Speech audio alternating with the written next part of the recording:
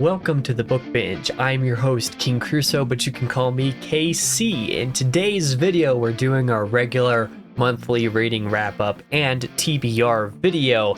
December went shockingly well for my reading. Long story short, the first week of the month went amazing. Second week of the month didn't quite go so well, mostly because I was busy out of town, like doing things, meeting people, so my reading kind of slowed down a bit during that time. But then the third and fourth week of the month, basically until the end of the year, went fantastically, like absolute fabulous progress on all of my reading this year. I frankly couldn't be too much happier with how things went. And as such, I'm excited to bring to you last month's reads. Let's get right into it. First off, I did read Wrath by John Gwynne in December, finished The Faithful and the Fallen, and Wrath was definitely a great conclusion. I had my minor gripes with it compared to Ruin, particularly, where I had a couple of more major gripes. Wrath had a handful of more minor gripes, so like the two of them are pretty interchangeable on how I feel about them to one degree or another. But the main boon that Wrath has going for it is that the first week of the time that I spent reading it, I got through like 2/3 of the book. Like in that first week, it was reading basically as quickly as Valor did, and I was having a fantastic time. The only reason the last like third of the book, basically the whole climactic sequence, which yeah is like 200 pages, it took me a week, was because of going to Salt Lake, where Dragonsteel Nexus was going on. Got to meet several other booktubers, got to meet several authors, got to spend time with some of those people as well.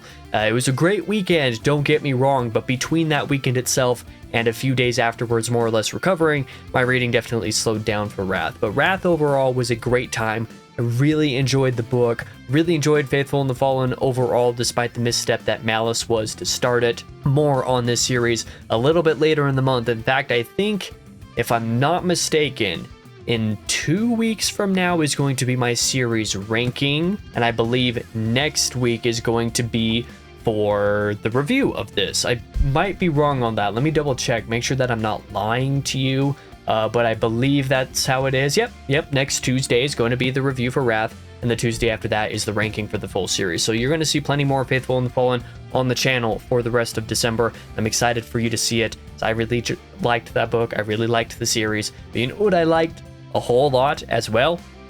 The other book that I somehow read in its entirety in December, the 1100-page behemoth that is Pillars of the Earth. Now, when I started this earlier in the month, I fully expected this to take through like the end of January or something like that. I was expecting to take it slowly, but then part one went by so smoothly. I loved it so much, and it went by quickly enough that I was like, you know what? If I delay the other thing that I'm reading right now and just kind of put it temporarily on pause for the rest of the month, I might be able to finish Pillars of the Earth by the end of 2024 and therefore let it be fully eligible for all the year-end wrap-up stuff, like the reading tier list that'll be up in a couple of weeks, for the top 10 books of the year video, potentially, that'll be coming out on Thursday, wink wink, nudge nudge. And it happened just a day or two before the end of the year. I finished Pillars of the Earth, and this book was amazing. It was yet another situation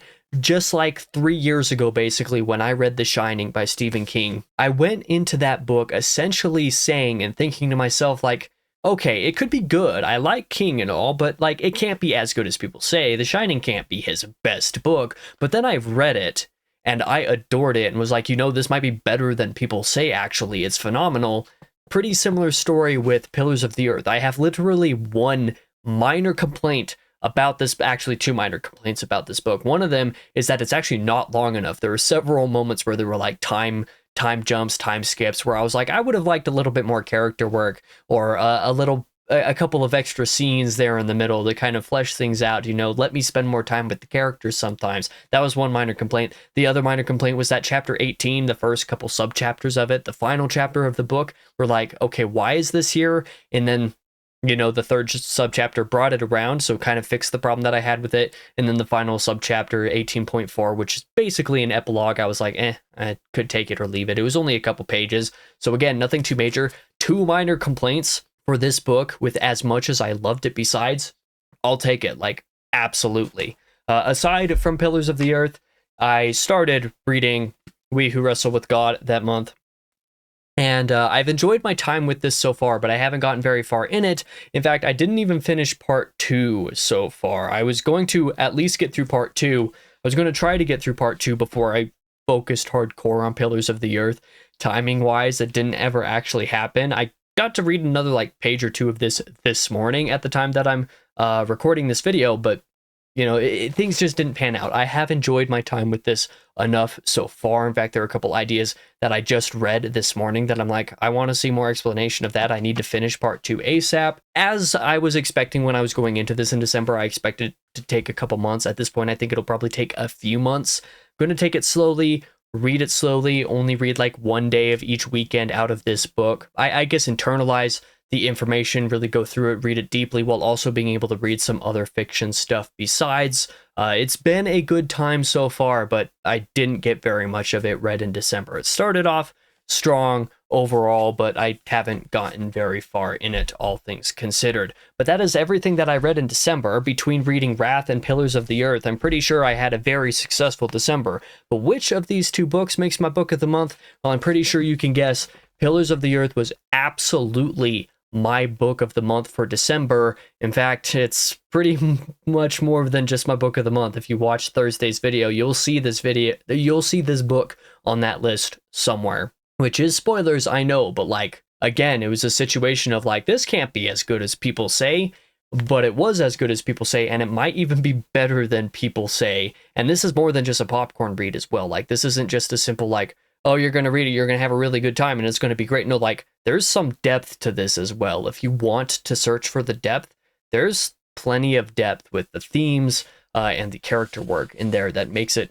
really, really, really good, really powerful. Yeah, it's just fantastic. I love Pillars of the Earth a whole ton. So what am I planning to read in January of 2025 to start the new year? Well, the main thing is that I'm going to continue We Who Wrestle with God. In my notes here, I have it listed as finish We Who Wrestle with God, but I don't think I'm going to finish it. Not just because I'm not that far in it in the first place, but because, like I said, I want to take it slowly. I want to take it at its own pace rather than try to plow through it. So I'm just going to continue reading this. I'll update next month with how far I'm able to get into it and how I'm feeling with it at that point in time. Otherwise, I only have two major like novel adjacent reads. That would be the word that I'm looking for, that I plan to do. The main thing is, if you watched my top 5 classics that I plan to read, or that I will 100% read in 2025 video, which there's a good chance that most of you, or at least some of you did, because that is my #1 performing video on the channel. Thank you to everyone who checked that out. The Aeneid by Virgil is basically my main thing that I'm going to be reading in January. So I read Iliad and Odyssey back a couple years ago at this point, a little over 2 years ago in late 2022.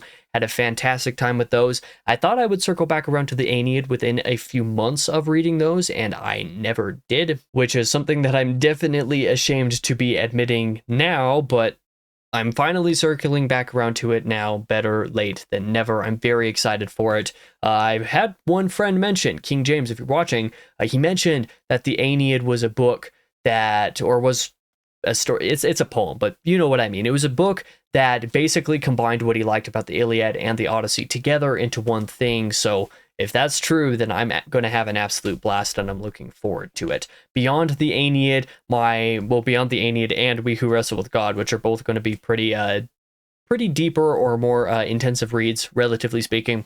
My popcorn-ish type of read for the month, or my easier read for January, is going to be not this entire thing, but the first book in the collection, Congo, the book that this cover is based on, by Michael Crichton. I've enjoyed the little bit of Crichton that I've read up to this point, and these next couple books, Congo and Sphere, are amongst his more acclaimed works, so I'm pretty excited to jump into them. The other thing that I have planned to read in January, which is stuff that I should have started a long time ago. In fact, like all the video work and stuff that I've been doing basically all week at the time that I'm recording this, I should have been like, while rendering was going on with several videos, I should have been reading this. But I was too stressed. I was too high strung for a couple of those days to get any reading done at all, basically. Haven't achieved any reading and since I finished Pillars of the Earth, I think, at this point. The main thing I want to do is finish or rather read the next major arc of Monsters. So I'm about halfway through volume 5 as is, because I finished whatever arc it was that I was on at that point. This next arc goes through the rest of volume 5 and goes over the totality of volume 6 besides the last like 2 chapters of it. So that is the other goal that I have for the month, with as many videos that I'm recording this weekend, as many videos that I've got to get done this month. During render time, I think I'll be able to settle down enough to actually be able to read a good chunk of this arc, if not the entire arc, here pretty soon, and I would like to do that. I'd like to get through Monster and be through Monster sometime in the early portion of the year, maybe in Q1 of 2025. Maybe it'll take into Q2 as well. I'm not quite sure yet, but I do want to get through this next major arc. Very excited for it, as I've enjoyed what I've read of Monster thus far. The only thing that I have for if I have time for the month is going to be a little bit more Rick Riordan. I don't think that I'm going to have time to throw in extra Rick Riordan, but I'm going to go ahead and look for it anyway. It's going to be the Demigod Files. So the little addendum, or not addendum, like the little like companion piece, collection of like short stories and other similar type of material for Percy Jackson and the Olympians. Now that I've read through the Heroes of Olympus, Demigod Files, and Demigod Diaries,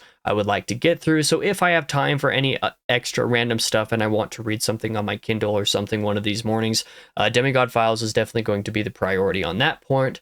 But this is just an if I have time thing, a maybe read type of thing. Otherwise, the other things that I've already talked about are basically the priority for January. But yeah, remaining a little bit ambitious for the month, but not quite so ambitious as like reading the entirety of Pillars of the Earth was. It's nearly 1,100 pages. I still don't know how I finished that before the end of December, but it was, I do know how I finished it. It was by reading like 3-4 hours a day for a couple of weeks, basically, which is not something that I tend to do, but the book was just so addictive and so good. I need to stop talking about that.